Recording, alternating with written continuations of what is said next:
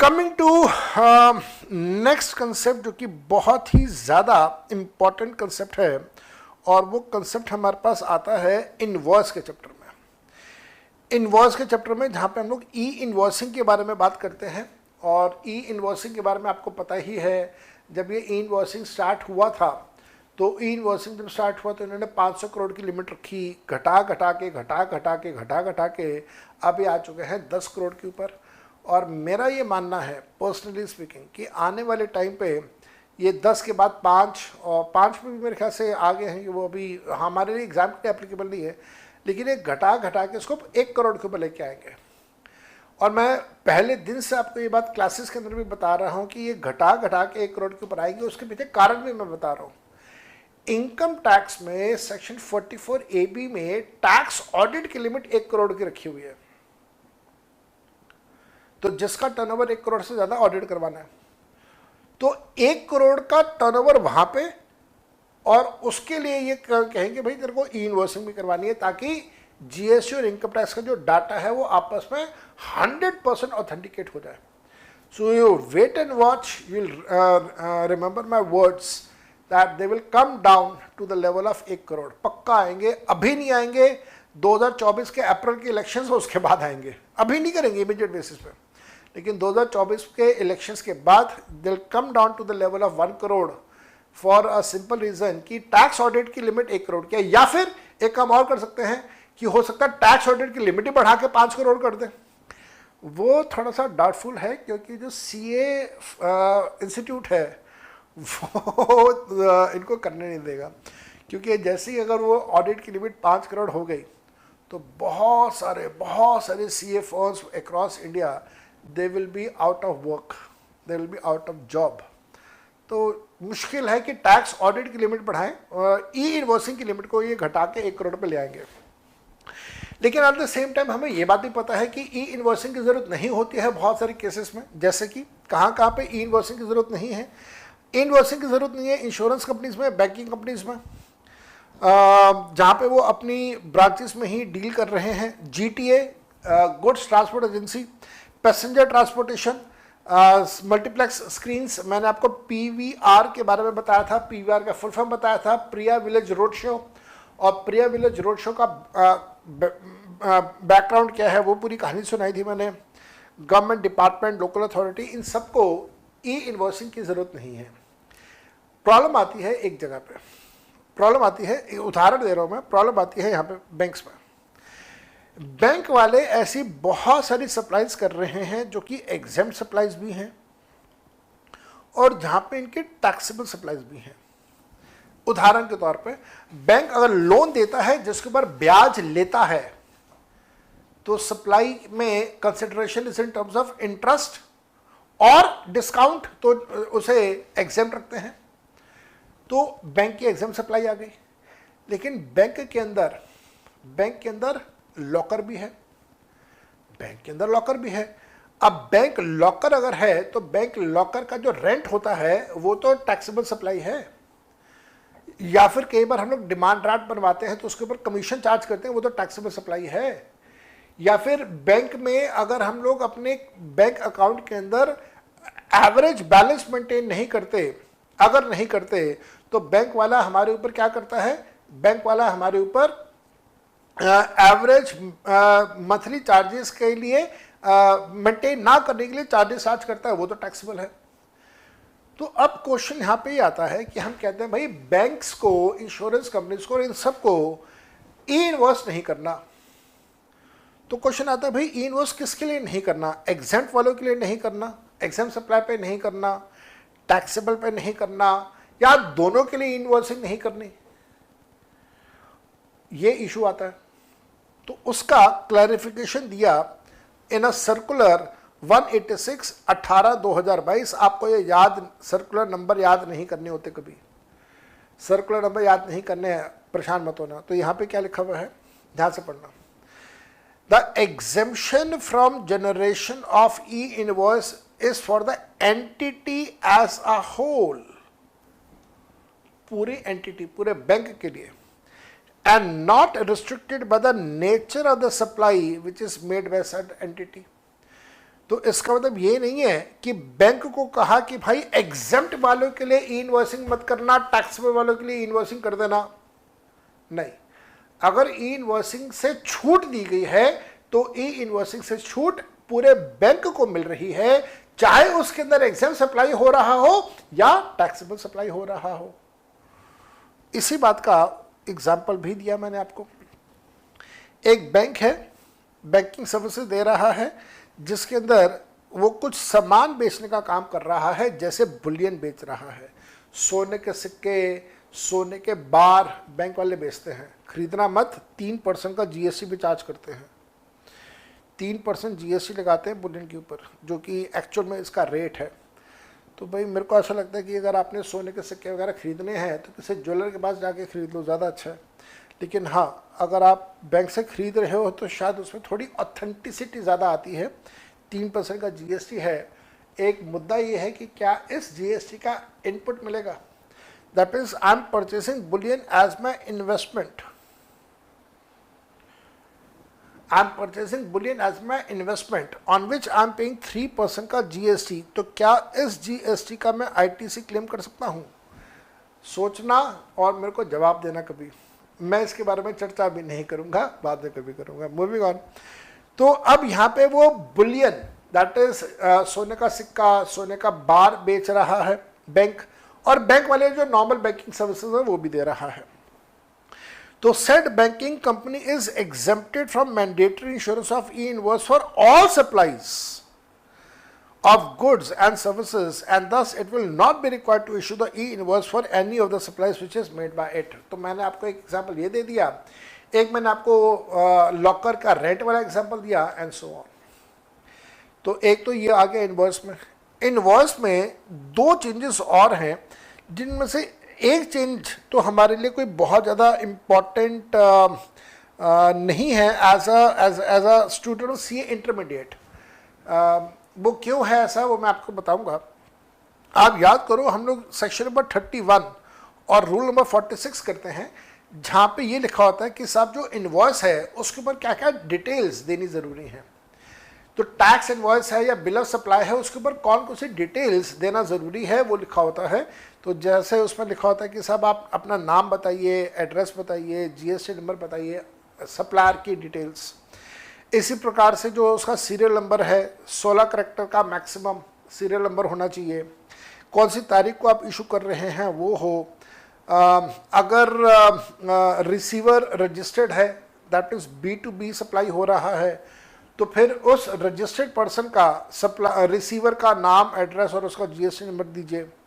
लेकिन अगर रिसीवर जो है वो अनरजिस्टर्ड है, मतलब यहाँ पे अगर वो B2C सप्लाई हो रहा है, तो उस केस में अगर आपकी वैल्यू ऑफ टैक्सेबल सप्लाई 50,000 या उससे ज़्यादा है, तो आपको नाम, एड्रेस और वो डिलीवरी का एड्रेस जो है वो आपको देना है, along with the state code. और इसके साथ साथ में हम लोग ये बात करते हैं, ध्यान से देखना, बी वेरी वेरी केयरफुल। यहाँ तो हमने लिखा है कि मोर देन 50,000 पे, 50,000 से ज़्यादा है तो होगा। अब आप पॉइंट नंबर एफ को ध्यान से पढ़ना। पॉइंट नंबर एफ भी B2C के बारे में बात करता है, और ये कहता है कि साहब अगर जो टैक्सेबल सप्लाई है उसकी कीमत 50,000 से कम है। ई में क्या कह रहा है? ई में कह रहा है कि जो वैल्यू है वो 50,000 से ज़्यादा है या उसके बराबर है, ये ई पॉइंट कह रहा है। और एफ पॉइंट क्या कह रहा है? जहाँ पे वैल्यू 50,000 से कम की है। और ई और एफ दोनों B2C सप्लाई के बारे में बात कर रहे हैं, जहाँ पे पॉइंट नंबर डी जो है, डी, ये B2B के बारे में बात कर रहा है। तो आप समझ पा रहे हैं DEF में कहाँ पे क्या क्या फर्क आ रहा है। अगर टैक्सेबल सप्लाई की कीमत 50,000 से कम है और B2C सप्लाई है, दैट इज रिसीवर जो है वो अनरजिस्टर्ड है, तो फिर वो रिक्वेस्ट कर सकता है कि साहब आप मेरे डिटेल्स इनवॉइस के ऊपर मेंशन ज़रूर कर दीजिए। अच्छा, अब यहाँ पे बात आती है कि कौन सी इनवॉइस की डिटेल्स की बात होती है, कौन सी इनवॉइस की डिटेल्स की बात होती है। तो मैं आपको एक छोटा सा यहाँ पे एक एग्जांपल ऐसे देता हूँ। मान लीजिए कि अभी हम लोग सितंबर के महीने में दिवाली आने वाली है, मेरे ख्याल से 12 या 13 नवंबर की दिवाली है, 2 महीने रह गए हैं, लेस देन 2 मंथ्स।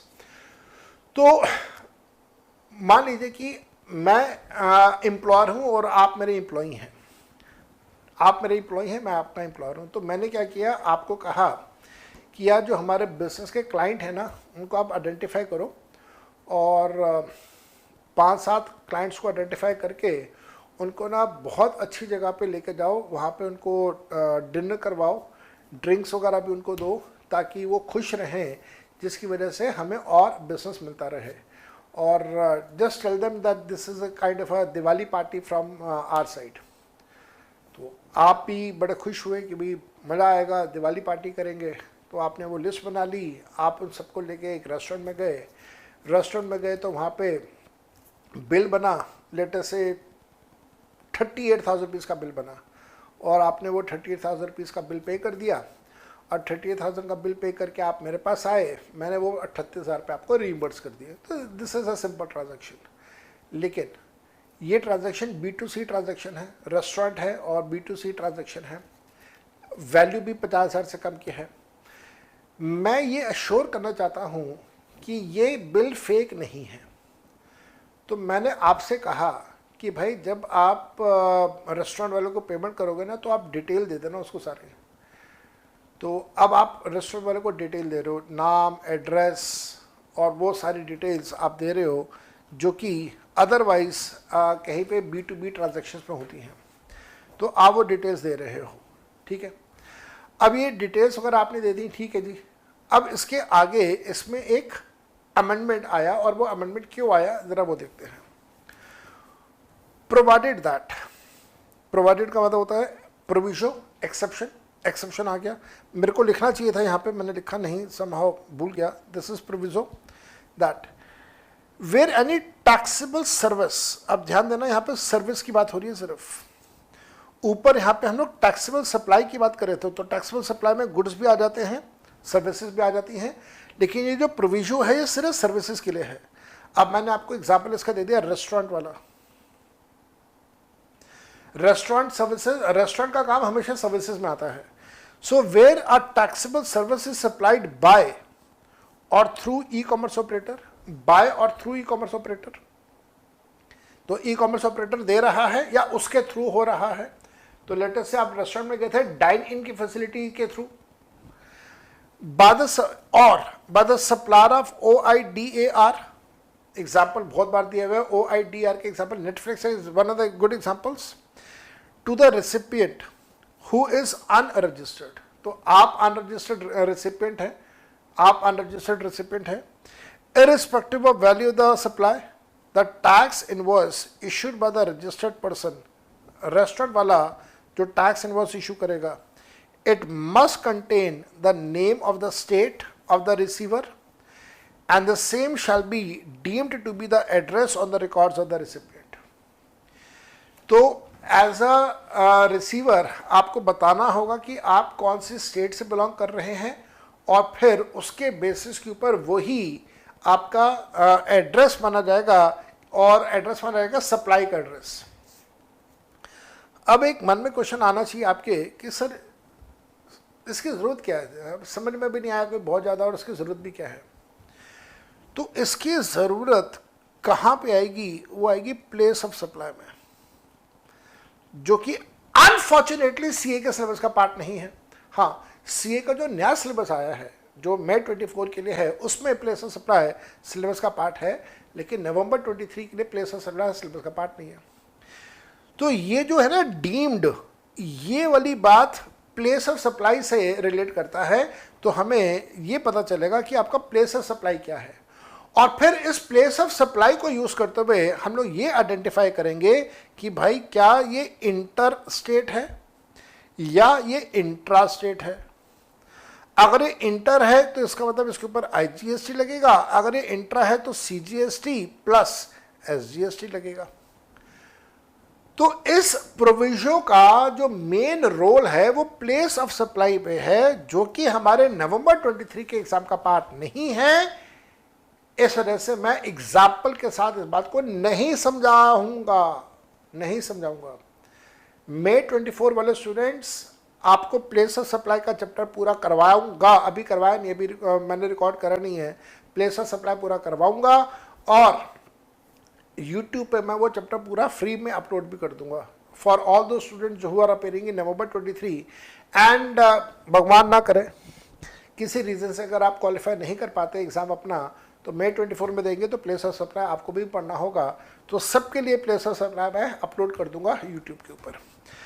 तो इंटर और इंट्रा, तो मैंने आपको ये बता दिया कि इसका जो यूज़ है वो प्लेस ऑफ सप्लाई में आएगा, बाद में डिस्कस करेंगे। तो ये हो गया जी ABCDEF ये वाले पॉइंट्स हो गए, और उसके आगे चलते जाओ अगर आप, तो यहाँ पे ना एक नया पॉइंट ऐड हुआ है और वो है पॉइंट नंबर S। मतलब ये जो हमारी लिस्ट है ना कि टैक्स इनवॉइस के ऊपर क्या क्या होना चाहिए, उस टैक्स इनवॉइस में क्या क्या होना चाहिए, उसमें एक नया पॉइंट नंबर S आया है। और पॉइंट नंबर S ये कहता है कि साहब जिन लोगों ने अपना इनवॉइसिंग करनी है 10 करोड़ और 5 करोड़ वाली जो कहानियां हैं, और मैंने कहा कि फ्यूचर में से 1 करोड़ करेंगे ये लोग पक्का, ऐसा लगता है मेरे को। तो जो इनवॉइसिंग वाले हैं उनका तो वो इनवॉइसिंग होगा और उसका वो स्कैन कोड भी वहाँ पे होगा, तो वो पता चल जाएगा ये इनवॉइस है। जिनका इनवॉइसिंग नहीं है, इसका मतलब उनका जो टर्नओवर है वो 10 करोड़ और 5 करोड़ से कम का है, डिपेंडिंग अपॉन कि आप एग्जाम कब दे रहे हैं। नवंबर के लिए 10 करोड़ की लिमिट है। तो अगर आपका टर्नओवर पिछले किसी भी एक साल में 10 करोड़ से कम का था, तो इस साल आपको अपना इनवॉइसिंग नहीं करना। इस बात की डिक्लेरेशन दीजिए अपने टैक्स इनवॉइस के ऊपर। ये बात कौन कहता है? ये बात पॉइंट नंबर S कह रहा है। ध्यान से पढ़ेंगे। पॉइंट नंबर S कहता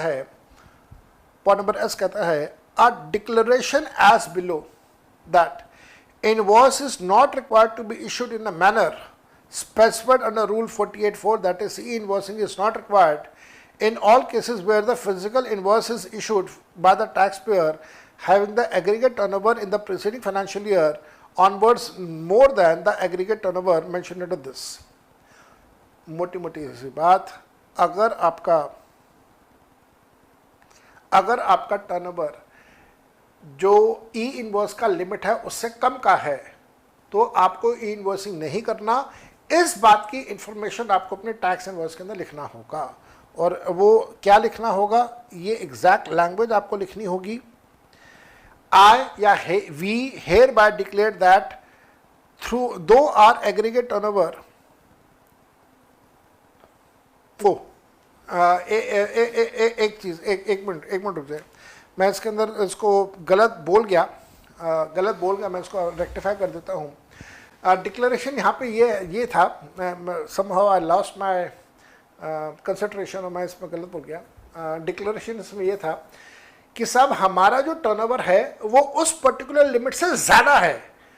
that means we are required to issue the e invoicing, we are suppose to do the e invoicing, लेकिन हम लोग इनवॉइसिंग नहीं कर रहे हैं क्योंकि हम लोग उस पर्टिकुलर कैटेगरी में आ जाते हैं जहाँ पे इनवॉइसिंग की ज़रूरत नहीं है।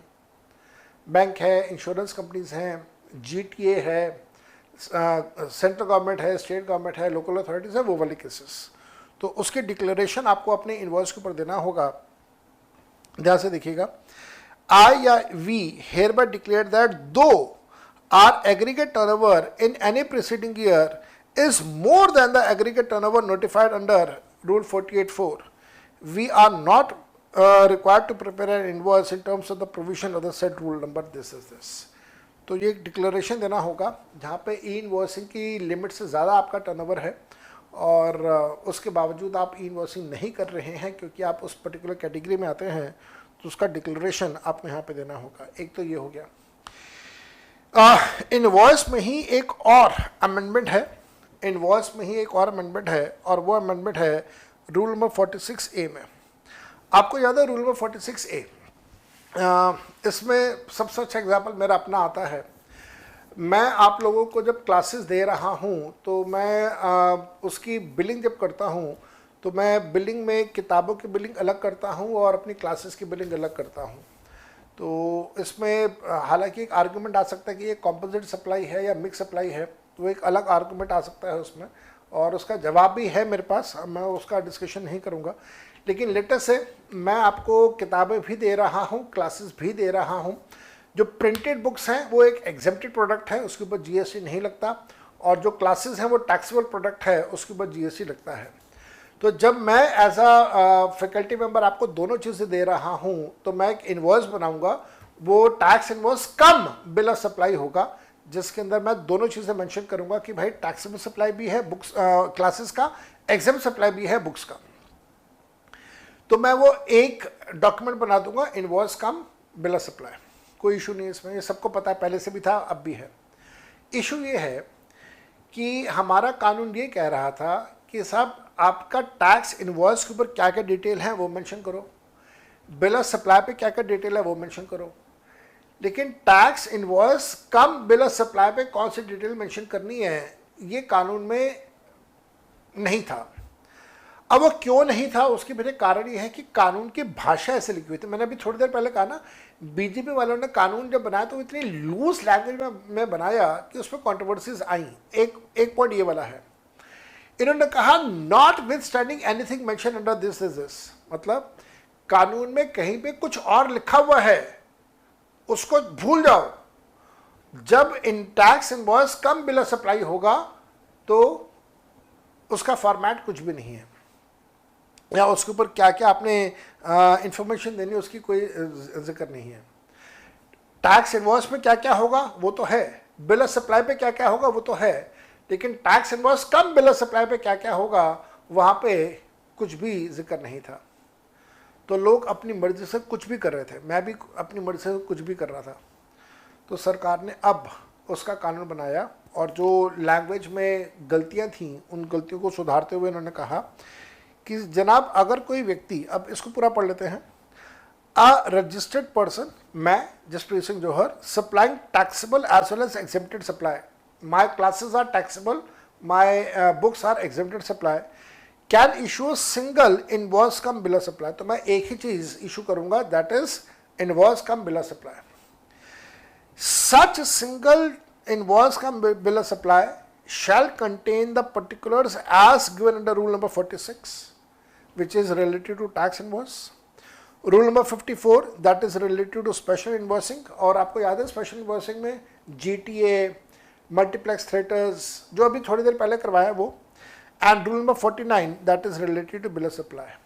तो पहले हमारी मर्जी थी, हम जो मर्जी इंफॉर्मेशन डिस्क्लोज करें on invoice cum bill of supply, लेकिन अब सरकार ने कह दिया ना सरदार साहब आपकी मर्जी नहीं चलेगी, अब वही इंफॉर्मेशन दो जो टैक्स इनवॉइस में देते हो, वही इंफॉर्मेशन दो जो बिल ऑफ सप्लाई में देते हो, आप अपनी मर्जी यहाँ पे आप नहीं चलाओगे। ठीक है भाई, नहीं चलाएंगे कोई बात नहीं।